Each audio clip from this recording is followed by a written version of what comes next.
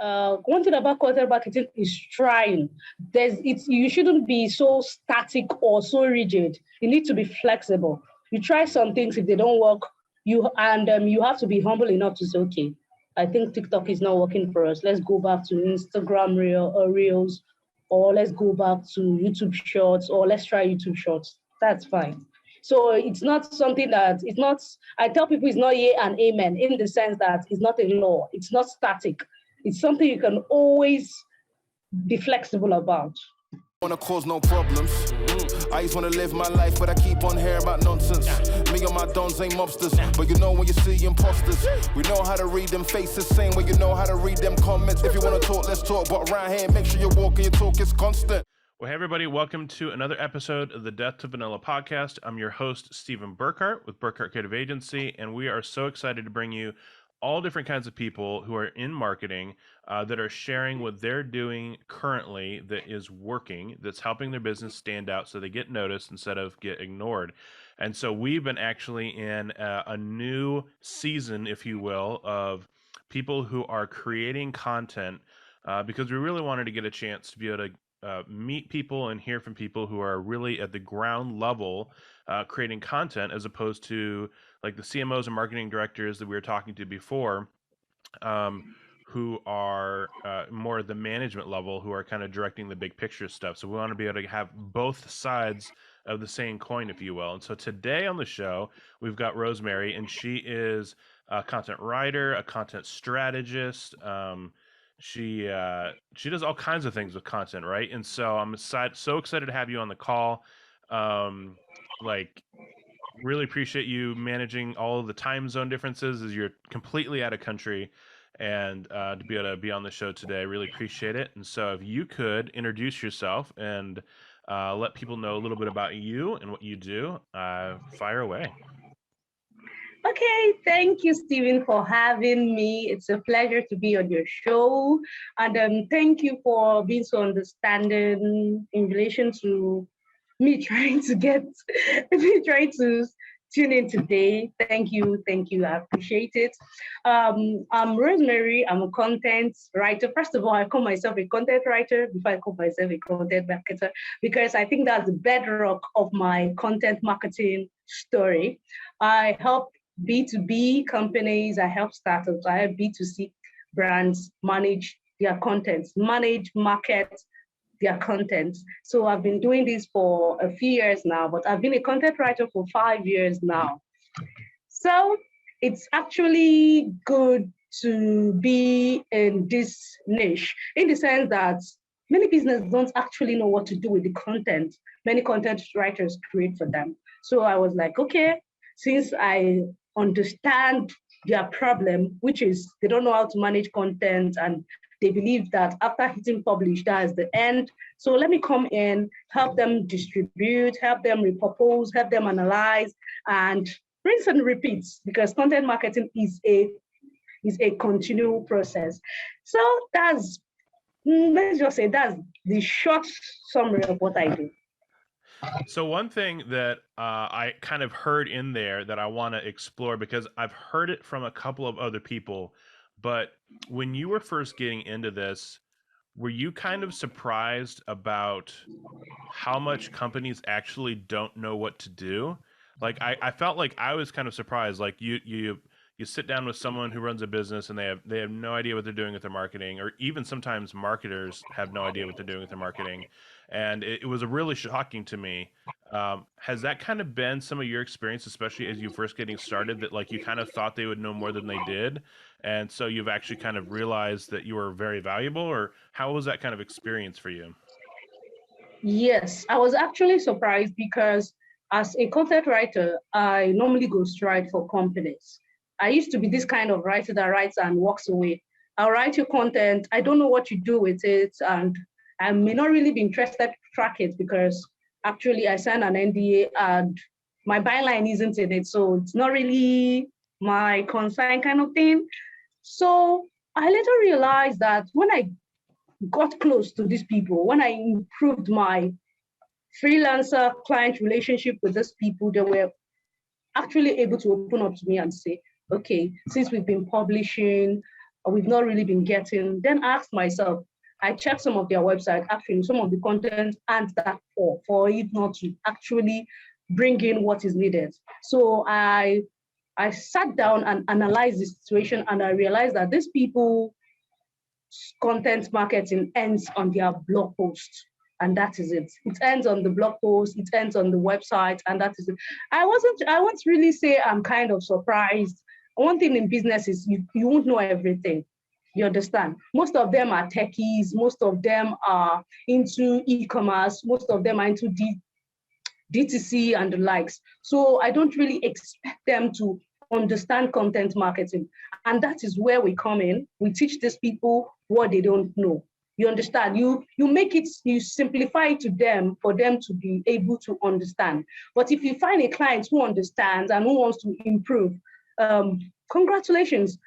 And if you find a client who is still trying to grasp what content marketing is actually about, you take the time to teach or to explain the concept or to explain the term to the client. And that person will really understand it, because everybody actually wants to put in money where they will make something profitable out of it. And for them to make something profitable out of content marketing, they have to understand what they are investing into. So it's actually our job as content marketers to explain to these people, okay, content marketing is broader than articles, press releases, your company news and the likes. You understand? So it's not, I'm a content writer, doesn't mean I know everything. So I don't really I'm not really kind of surprised when they don't get it. You understand? So it's something I just have to explain to them. Right. If you could give us a fairly concise definition, or at least your definition of what content marketing is, I think that'd be really helpful, especially since it sounds like some people really don't understand quite what it is. So I know you kind of like mentioned a little bit with articles and stuff like that, but give us a little bit of a definition, give us some structure to what it is that content marketing is. Okay, content marketing is simply, let's just say, is simply marketing or putting your content out there after you finish creating them. You understand? And I tend to tell people that it's not just limited to your website, because many people think that content marketing ends on their website. Content marketing is marketing your content like a product. The same way you market your services, the same way you market your goods, the same way you market you do affiliate marketing. That's the same way you market the content you produce, because we're in a world where if you're not loud enough, you won't get heard. And I mean positively loud. I don't say you should go. I don't subscribe to people doing all sorts of negative things for attention or for clout. I mean properly marketing your content on different content distribution channels. Like one blog post, you can turn it into 2 Twitter threads.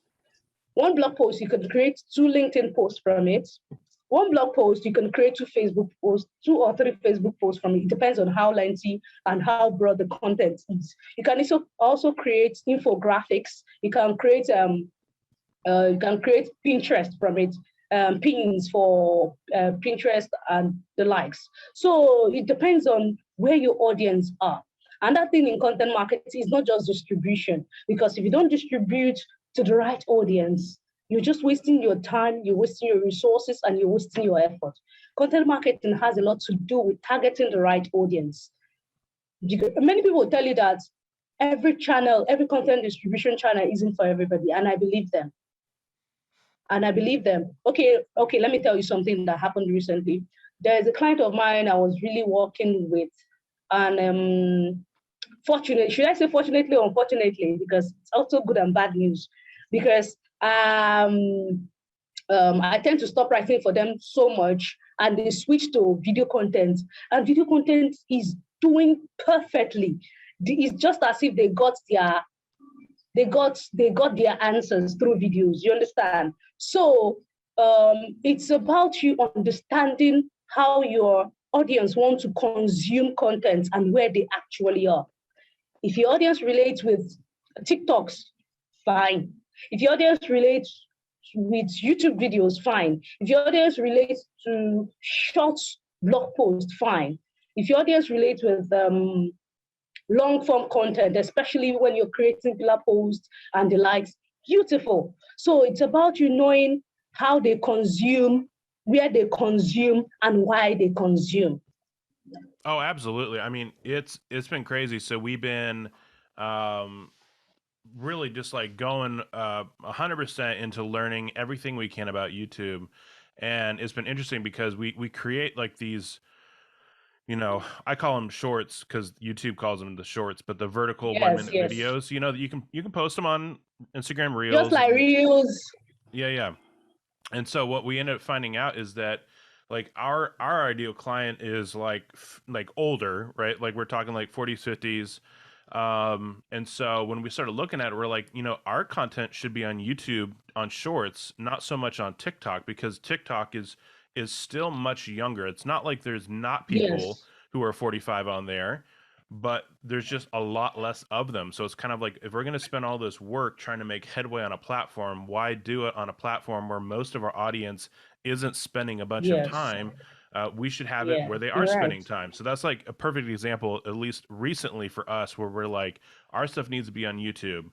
And it's kind of hard because TikTok is such the shiny object right now. But at the end of the day, if it's not for your customer, like if your customer isn't there, isn't engaging or whatever else, then you're just kind of doing it because it's cool, not because it's actually going to like drive revenue.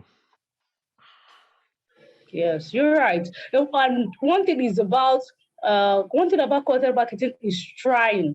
You shouldn't be so static or so rigid. You need to be flexible. You try some things, if they don't work, you have to be humble enough to say, okay, I think TikTok is not working for us. Let's go back to Instagram Reels, or let's go back to YouTube Shorts, or let's try YouTube Shorts. That's fine.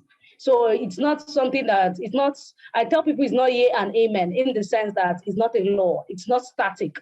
It's something you can always be flexible about. Right. And you find what suits your audience.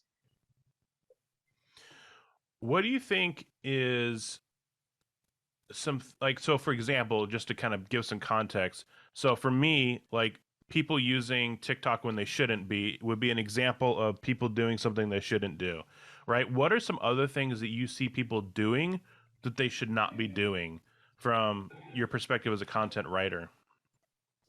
Okay. My perspective as a content writer, this depends on the company, the brand, and the product. You understand? It's just like a beauty, let's say a footwear brand focusing so much on LinkedIn. Do you understand? Instead of Instagram, instead of TikTok. You see it now? Mm-hmm. So I'm not saying that people on LinkedIn won't buy shoes, but I'm not coming on LinkedIn to get shoe ads. If I'm coming on LinkedIn, I hope to see ads like content management softwares, project management software. You understand? Things like that. Things that are, let's say, related to my niche and the likes. So I don't expect to see cosmetic products on LinkedIn. Do you understand it? Oh yeah. Yes. So, but when I log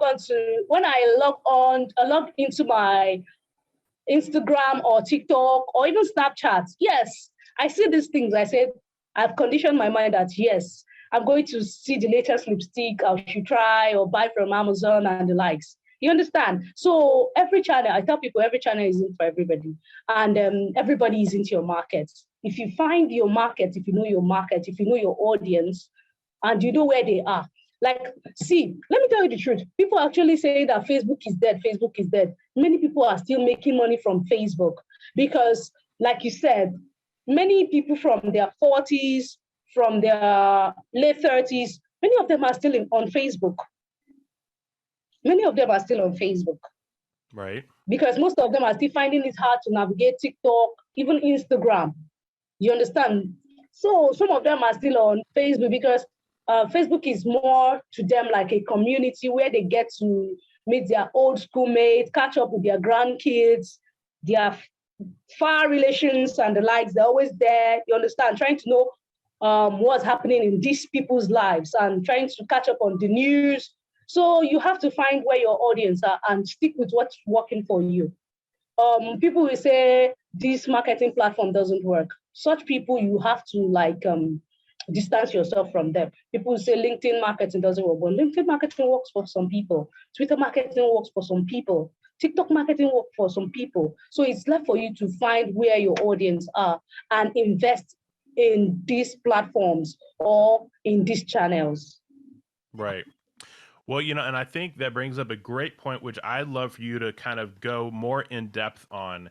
I just happened to see a really incredible Twitter post by you recently, maybe yesterday or at least within the last week. I don't know, really recently, where you talked about how you've been spending time on Twitter and you give some pointers on what people should do to have success on there. And you're definitely owning that platform. You've gotten clients from that platform. So that was, you're literally case in point. You're living what you're preaching right there. And so I would love for you to explain a little bit what your strategy has been as far as social media, which it appears is mainly Twitter. Why did you pick Twitter? Is that just happen to be exactly where your audience is? Because I feel like Twitter audience and LinkedIn audience is kind of similar. So I'm just kind of curious, why did you end up picking Twitter? Okay, actually, I didn't pick Twitter. I've been very active on LinkedIn for going to 3 years now. So I've been active, let's just say, less than a year ago or like a year plus ago, I was very active on LinkedIn. I have over 23,000 community on my LinkedIn. So one day, and I get 98%, or let's just say 95% of my clients, aside from referrals from LinkedIn. I told myself, because actually I don't have a website for now, it's still in the works. I've been pretty lazy creating my own website, and even though I manage websites for others.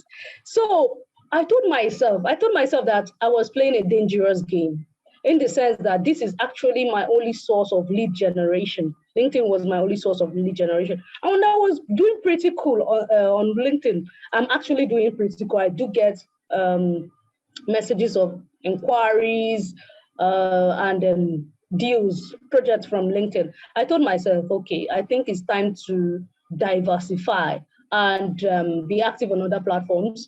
A friend of mine, she told me about Twitter. She's an SEO content writer. She told me about how she has been using Twitter. I said, okay. Prior to that, I've been seeing Twitter as a very vile and hateful place where people get dragged and the likes. But I told myself, okay, let me see if I'll try this platform. But first of all, I have to do a purging.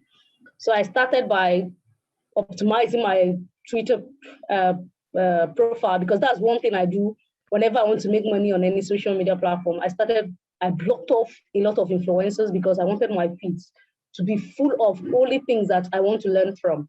It's no longer playtime. It was time for business. So I optimized my bio, put the necessary details there, like you can see now. I followed, let's say, relevant people in my industry, senior editors, content managers, content writers, creative directors, startup founders, CEOs, co-founders, and the likes, and people I know that will value my services and people that will consume my content. Also, I've already identified that these people are the people that I want to work with. So I started adding them myself. And when I started creating content, it didn't really do much. You understand? Imagine somebody that has a good presence on LinkedIn. When I post, I get practically zero engagement on Twitter. But I wasn't it that I knew that every good thing takes time. Yeah. So I was like, okay, let me continue. Let me see. I said, okay, let me give this platform 6 months and see how it goes. In the long run, I actually started liking it. I found myself a beautiful community, Twitter marketing community. They were very, very welcoming. They were very helpful. Even while I was transitioning into content marketing, they recommended a few books. They recommended a few podcasts, a few things, even if I didn't really go the podcast way. people to watch out for and the like. So Twitter has really been good for me. It's Twitter. I tell people that Twitter is highly profitable if you mind your business, mind what pays you. If you are not caught up in some drama, just mind your business, create content. If you're a dramatic person, then stick to drama. If you're about the money, be about the money. So I started creating content, building community, because one thing about Twitter is more like a give and take platform. If you spread love, you get love in return. So my perception about Twitter changed within a few months when I started meeting reasonable people, when I started meeting empathetic people, kind people who want to see you grow, people who are always willing to help you. So the platform has been wonderful. It has been spectacular for me. And I'm still very much active on LinkedIn. So I use LinkedIn and Twitter as my source of lead generation, and where I also learn from. I love the two communities. Okay. So I want to kind of work through your strategy, right? A little bit. So are you posting the same content to both LinkedIn and Twitter? Nah. Talk to us about the difference. Okay, let me tell you the difference. This is where many people get it wrong, especially let's say medium-sized businesses. They believe that once they create one content, they spread it to other platforms. That I might agree with, but to some extent. There's a way you can tell a story in different forms. The way Facebook people consume content is not the way Twitter people on Twitter consume content. The same way people on Twitter consume content isn't the same way people on LinkedIn consume content. You understand? On LinkedIn, you might be a little bit professional, add a little humble brags here and there. But on Twitter, you can be yourself. You can be real, you can be hysterical, you can be funny, you can be sarcastic, you can be savage, you can be anything. And you will still find your tribe. You understand? So Twitter is where you are you. You don't need to be overly professional. Just be you. Just share your story in very short tweets. Or if you want to put it in a thread, it has to be something very skimmable. But on LinkedIn, if I go on LinkedIn and I say, okay, I want to really learn something about content marketing today, I have it in mind that the post will be long. You understand? I expect it to read not less than 300 words. Now that LinkedIn has increased the number of characters. So the same way you post on LinkedIn is not the same thing. You can pass the same message on these platforms, but not the same way. The message might be the same, the goal might be the same, but the approach shouldn't be the same. If not, you get crickets. And you might actually get only one platform where that content rightly fits working for you. Okay, so yeah, and to your point, like on that post that I was talking about that I saw that you had posted on Twitter, you kind of put like your main thought in the main tweet, and then like each, if I remember right, each like bullet point was its own like addition to the thread.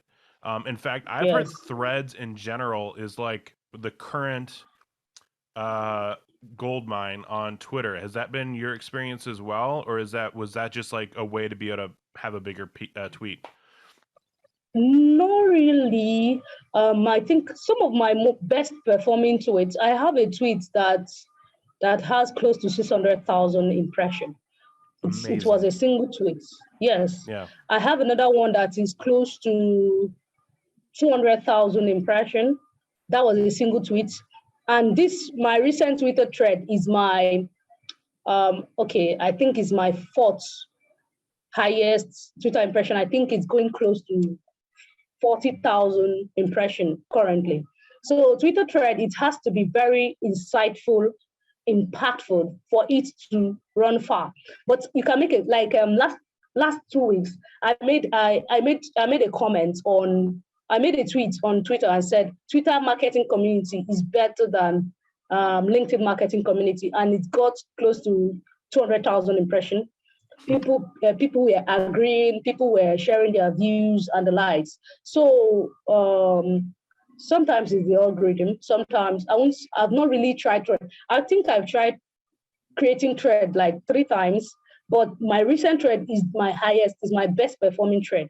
While my single tweets tend to do numbers. They do numbers. And sometimes they are not even thought out. It's just something that popped in my head. I just said, okay, let me tweet it. And before you know, they go viral. So I think I will thread is something I'll have to try again. I hope to create another thread this week, but that will depend on my schedule. That will depend on a lot of factors and people. So people are actually waiting for the thread, but I'll create it and see how it goes. So it's not really about the impression it will get, although it's actually lovely for people to comment what you put out there. But most times it's not always the goal, it's for you to impact people. The last thread I put out actually got many people in my DM, especially for aspiring or newbie freelancers. They were asking me a lot of questions and I've not been able to reply all of them. If I do, that means I'll be out of business. So I take it a step at a time. So I won't really tell you that thread, but threads are more, should I tell you that threads are more authoritative. It builds you, it gives you it makes people see you as an authority, and it helps increase your social currency. You understand? So because when people read your thread, they'll say, okay, this person actually has something good to offer. They follow you more. As of last week, I think I got close to 600 new followers. Wow. Yes. Yes. Humble brag. That's for LinkedIn, though. You got to do the humble brag at LinkedIn. Although for some reason, I just have this feeling that LinkedIn is probably not, the algorithm is probably not going to push a post that says Twitter is better, but either way. See, let me tell you, the posts that actually get visible on LinkedIn are celebratory posts, humble brags. But when you kind of teach people, except if when you have like a large community of freelancers or marketers or writers following you on LinkedIn, that's when your posts tend to like boom. You understand? But okay, let's just say now, I can make a post on LinkedIn talking about content marketing. It might get like 10,000 views, or let's just say 12,000 impressions. But let me just say, okay, today I'm joining Apple as a content marketing manager. That post will get nothing less than 100,000 impressions. So these are posts that tend to do well on LinkedIn. I don't know why the algorithm promotes celebratory posts than content that people can actually learn from. I'm not saying people shouldn't share their wins, but I just feel that the algorithm is not really that favorable to good quality posts. So you said, so I'm kind of hearing that LinkedIn is more formal, Twitter is a little more informal. So do you, when you're write for Twitter first and then make it more professional, or do you write for LinkedIn first and then add some personality into it, or something completely different? Okay, let me tell you the truth. As you know, I'm a very hyperactive person. It tends to show on my LinkedIn posts if you've been following me. But sometimes I don't share similar things on my Twitter. Most of my tweets on Twitter are spontaneous. There are things apart from my threads, apart from this current thread I want to plan. Apart from this current thread I intend putting out this week, I don't really plan my Twitter posts that much. I don't really put so much thought into it. It's just something that comes to my head and I just tweet it. You understand? It's easier to just type in like 50-something characters and that's it. But for my LinkedIn, it's something I sit down and write. I even give bullet points. Like sometimes I do create short posts on my LinkedIn. I think I put more effort into my LinkedIn than my Twitter, because my Twitter is more like you don't have to be so cautious. You don't have to be overly professional. Just be yourself. You understand? But LinkedIn, I just have to, because of the audience. You understand? So if you understand your audience, you know how to follow them. You know what to give to them, and you know what not to give to them. Although sometimes I do share some of the screenshot of my tweets on my LinkedIn, and they're actually doing amazing. So I was surprised.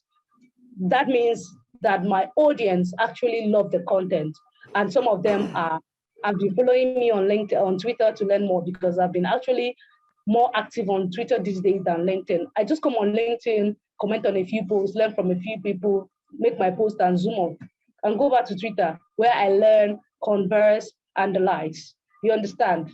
Yeah. So for me, I tend to prefer Twitter more when it comes to community building than LinkedIn. Because LinkedIn, when you send somebody a message, the person will feel is spammy, or maybe you want to ask for something. But on Twitter, somebody has been engaging your tweets. The person say, "Oh, Rosemary, I know Rosemary." Okay, the person will tend to have this. You understand? The person will then, the more you people interact with each other's post, you people will feel like, "Oh, we have something in common. She's a content marketer. I'm a content writer. I'm an SEO expert. I'm a creative director. I'm a senior editor." You understand? So you tend to have this quick connection on Twitter than on LinkedIn. Okay, no, that makes sense. Continuing to speak on Twitter, I know one of the things that you mentioned in that thread, and one thing that I just happened to see just a couple weeks ago happen is Twitter Spaces. And so I would love to hear a little bit about what you think about it, because for me, it just kind of seems like a Clubhouse reboot, right? Since Clubhouse kind of seems to be dying a little bit. At least that's been my impression. I don't see many people talking about Clubhouse anymore, and that kind of seems what Twitter Spaces is. So I'd love to get what your impression is of Twitter Spaces and how you're using it right now. Wow, Twitter Spaces have been incredible, especially those hosted by the people in my niche. I'm this kind of person. I tend to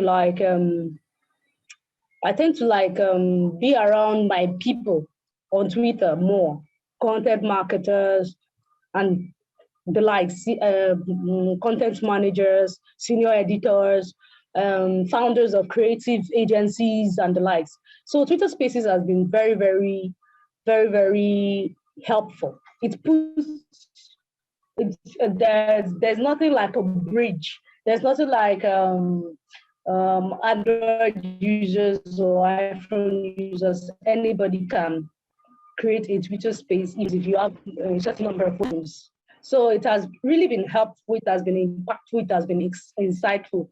I've hosted the first Twitter spaces I hosted. I did not get anybody. Of course, that's how it is. I'm telling you, it was so hurtful because I was so prepared. I actually wrote things down, the things I would share. Nobody tuned in. I was the only one. I waited for 20 minutes. Nobody, not even mistake. I said, wow, geez, this is kind of hurtful. Then I just ended the whole thing. But the second one I hosted, boom, close to 63 people tuned in. And that was last 2 weeks. So we hosted another one on Sunday, 2 days ago, and it was actually successful. It's my Twitter space. I tend to hold it every weekend, although I've not decided if it's on Saturdays or on Sundays. We are shuffling between Saturdays and Sundays until we find the perfect time. It's freelance tales. It's spaces for freelancers to share their stories. It's not really where we come to be overly professional. It's where we come to share our stories. Last week, we talked about our best freelance client experience and our worst freelance client experience. So we shared our stories for people to learn from it. We talked about desperation. We talked about not having an outline. We talked about contracts. We talked about so many things. It's just where we tell our stories. It's not where we just come and dish out points and go. No, it's where you're allowed to be vulnerable. It's where you're allowed to tell people, these are the mistakes I've made. Don't make this type of mistakes, especially for the newbie freelancers or for people who are just finding their feet in the freelancing industry. So that's about that. And it's going pretty well. The reception is getting, it's commending, and I know it will grow with time. It's just for me and the freelancers who are doing it to be consistent. So that is it. Twitter Space is actually beautiful. It's not about, there's no disparity, there's no discrimination, whether you're using an iPhone, an Android. In my own opinion, I think Clubhouse dropped the ball for not rolling out the Android version on time. In business, you don't sleep on the bicycle. You don't. Yeah. There was a texting platform that I wanted to use. It's called Community, and it's only on iPhone as well. And I looked it up because I was like, that kind of seems silly. And I was like, I looked it up, and it's like more than half of phone users in the world are on Android. So it's like, if you're not on Android, you're giving up a pretty big market. But whatever. I wonder who is advising these people. Who is advising them to do what they are doing? Like, who is advising them to stick to Apple when Apple is not even actually cutting a check for them? So I don't understand. Yeah, I really don't know how all the back end of that world works, but I know that it probably killed the platform. So I don't know what deal they worked out, but it didn't work out. Twitter Spaces for me, I think it has come to stay because people are actually using it. Right. People are using it a lot, and it's super insightful. It's super insightful if you're following the right people and if you are tuning into the right thread.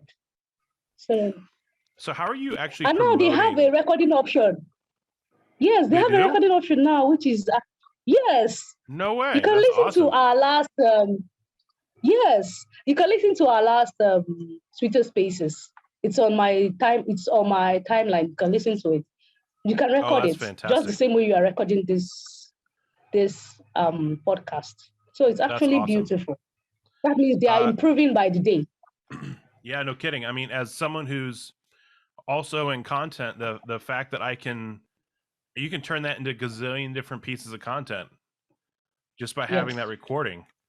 That's amazing. Yes. I'm getting excited about it. You should use it. You should try it sometime. I will. So how is it that you're, just like kind of to finish up that thought, how is it that you're promoting your Twitter Spaces feeds, right? Because at the end of the day, like, lots of people experience that like launch into crickets, right? Where like they start something and no one shows up, and like you talked about before, and everything, you got to start somewhere with everything that you do, right? So you're not going to have just like this booming audience for no reason. But how did you end up starting to promote it, or it just happened that you just were starting to leverage the audience you already had better into Twitter Spaces, or how are you kind of promoting that? Okay. First of all, I've told you, I normally tell people that Twitter is like a platform where you get what you put out. Mm-hmm. Before I created my second Twitter Spaces, I told you the first one was a sham. It wasn't really that successful because nobody tuned in apart from me. So the second one, I did it when I did the second space when I got attention. Let's say when I got the needed clout. Before I did my second Twitter Spaces, I already had like 3 viral tweets. I mean, when I say viral tweets, I mean tweets that had over 200,000 impressions. Okay. So I was having people I was having new people, especially freelancers, content marketers, content writers, strategists, SEO experts, and the likes. So I said, okay, wow. With the way these people are flocking in, I think this is the right time to launch something like this. Because one thing in content marketing is not just to attract people, is to be able to retain them. So one of the ways to retain these people is to create something that will make them stick around. It's not just about you tweeting. It's not just about you making threads. It's about you giving them a platform where they can share their story. And that's where Freelancer Tales came in. You understand? These people will actually feel happy to join a thread. And my thread is this type of thread where I don't have VIPs. I don't have a click on Twitter. Any content I like, I I engage with. I don't have a clique. Anybody can speak on my spaces. If you signify, if you feel you have a story to tell, or if you feel you are vulnerable enough to share your story with us, why not? So I think this is why people tend to like to be drawn to my spaces, and why people are actually engaging in it. People are actually inviting people to join, telling people that, okay, you learn a lot of things from there. Like this week, we are going to talk about freelance contracts. Yes, it's actually a big topic in the freelancing niche. Something we are going to talk about this week. So it's a space of just creating something that people will enjoy. When you attract people, you create a strategy to retain them. Okay. So for you, what I'm hearing, and correct me if I'm wrong, but from what I'm hearing, like the content is really just like part one. Part two is actually putting in like the extra effort to continue to develop and nurture that community, right? Yes. Okay. See, that makes so much sense because even when you're talking earlier about Facebook and some people saying Facebook is dead, well, like how Facebook used to work is dead, but everyone's talking about how well Facebook groups are working. And Facebook groups are nothing more than a community, right? And so, Yes. It's because it actually a gives, community. Use it correctly. right. And so there's that element of like nurturing that community again. And I've typically thought about it in an email marketing sense where like if you start engaging with people, you get their information, like you email them because then you like are ensuring that you stay top of mind to them. But then there's also those, but it's just for the most part it's like either a one-way communication or just a one-on-one communication. But the beauty of these Twitter spaces and Facebook groups is you actually bring value by connecting the other people together too, which I think is really fun. Where it's not just a conversation between you and them, it's a conversation between all of them. Yes. Yes. And another thing with Twitter is you have to be very, let's just say you have to give what you want to receive. I share people Twitter spaces, even if I don't have the opportunity to tune in all the time. Yeah, my friends in India, my friends in Germany, my friends in the UK, my friends in Australia, if they're having their Twitter space, I tend to share it with my community, and I tell my community members to tune in. You understand? So when it gets to your turn, they tend to like reciprocate that action. You see why it's more like a ripple effect of what you do. So if you're building a community, that's why I tell people if you're building a community, you have to like not always think about yourself all the time. Well, that is sound advice, I'd say. It's and it's hard. It's not even necessarily a selfish thing, but what you're constantly trying to figure out, like, what do I need to do next? Like, how do I need to optimize or change, or what do I need to do? And it can become very internally focused.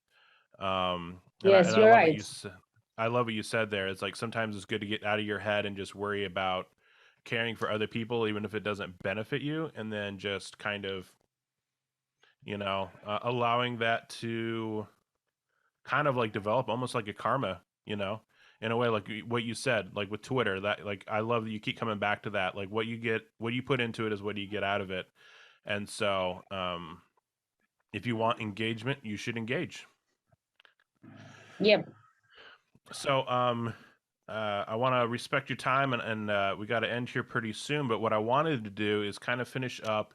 If you wanted to give maybe like 2 to 3 practical tips for content writers, of kind of based on what you've been learning recently, that you would want to tell another content writer, to give them some of your advice.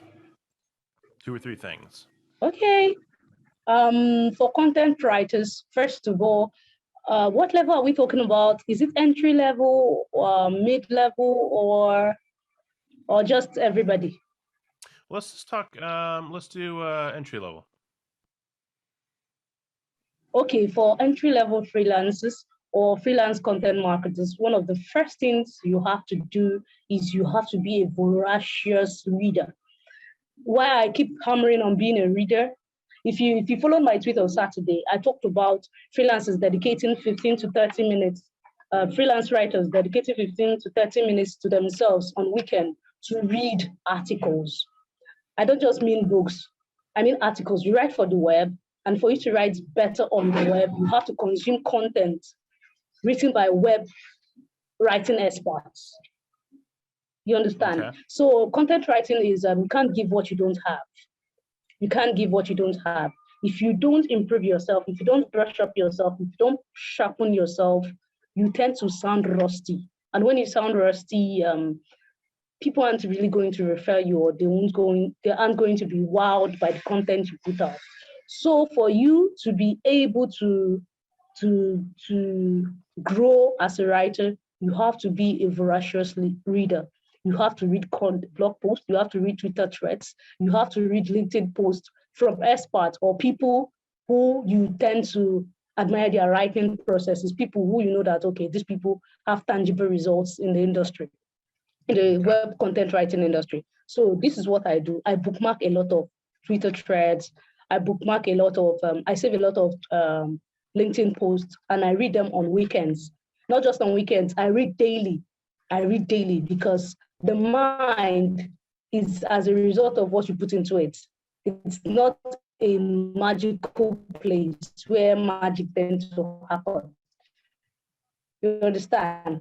So I was in a coaching and told them that when you see somebody who is spontaneously creative, that person wasn't just creative that day. It's as a result of the investment, of the seeds, of the activities, of the learning the person has been doing over the years. So when you see people who write content within 40 minutes, I mean quality content, I don't mean trashy content. Quality content within 40 minutes, within 1 hour, it's not that they master that art. It's as a result of long-term investment they've been making in their craft, in their skills. Take courses if you have to. Pay for them if you have to. I mean, you are your own greatest investment. So you don't always have to look for freebies. Spend money on yourself, because sometimes when you commit your money into something, you tend to follow it through. Right. So, You're worth and find yourself a community. Find yourself a community. The community helps a lot. There are many things I didn't know that I'm actually knowing now because of this Twitter community and LinkedIn community, especially when it comes to pricing, handling clients, handling different types of projects. Find yourself a community, because a community is not just about what they can give to you. Community is about how they can transform your mind, because the people you consume content from tend to have an effect on your mind. They tend to subconsciously transform your reasoning. You understand? Yeah. So belong to a community. Don't be a lone ranger. Don't be a lone ranger. Don't just watch from the sidelines. Be actively involved. So that's all I have to say. That I hope sounds you good to me. enjoyed having me. Absolutely. Yeah. Where can you just tell people where they can find you? We'll be sure to have links specifically to your Twitter and LinkedIn, but just if you could just tell people where they can find you and where you're most likely to respond. Okay, you can find me on LinkedIn. You can find me on Twitter. I respond, even if it will take me weeks. But one of my golden rules is that I respond to all my DMs. I mean the sensible ones, not those sending me hi without saying anything after hi. So if you have something tangible, a question or a statement, you can just drop it. I will definitely, if I don't write you a response, I send you an audio. That's why I have an audio feature on my Twitter. Do you have an audio feature on your Twitter? I don't know. I think so. I've sent a lot of people a lot of different audio things, and honestly, that's a really good point of what you're bringing up. I've sent a couple of people like audio messages like on LinkedIn, and I have been the first person to send them an audio message, or like the first one to send them a video message. It's crazy what people are not doing. You know what I mean? use it. I use it most of the time because sometimes I don't feel like typing, or sometimes I might just feel exhausted. But I know what I like to say, so I'll just use the audio feature. I'll just use the audio feature to answer the most important thing is for you to reply people. Because if you don't reply people, I believe that you get out of life what you put in. If you don't reply people who are coming behind you, how do you expect your predecessors to reply you? So it's actually life. I just tell people life isn't always about you. Empathy matters a lot. Empathy matters a lot. So I don't as people see are an pouring audio into you, feature. point to others. Yeah, I have an audio feature. I'll send you an audio on Twitter. Oh, you're so Although cool. mine disappeared a couple of. I wonder if they just tested it or something. But yeah, I don't have it on my Twitter at all. I just checked on my desktop and I checked on my Update yours. Although some people said they don't have it. I don't know. Yeah, it's possible that they were rolling it out like in phases. Maybe. Mine disappeared last week. I was looking for it, but it reappeared this week. Oh, okay. Cool. That's so awesome. I use the audio feature a lot. I just tend to like give them a quick review of what I think or just answer their questions. Nice. Okay. Well, awesome. Well, thank you so much for being on the show. Really appreciate you being on and sharing all of your tidbits. That it's been super helpful for me, and so I know for a fact that it'll be super helpful for other people, and we'll be chopping this up and sharing little like tidbits and stuff like that for people. So look for that, and thank you so much. Thank you for having me. Thank you. Of course. Wanna cause no problems. I just wanna live my life, but I keep on hearing about nonsense. Me and my dons ain't mobsters, but you know when you see imposters, we know how to read them faces, same way you know how to read them comments. If you wanna talk, let's talk, but around here, make sure you're walking your talk is constant.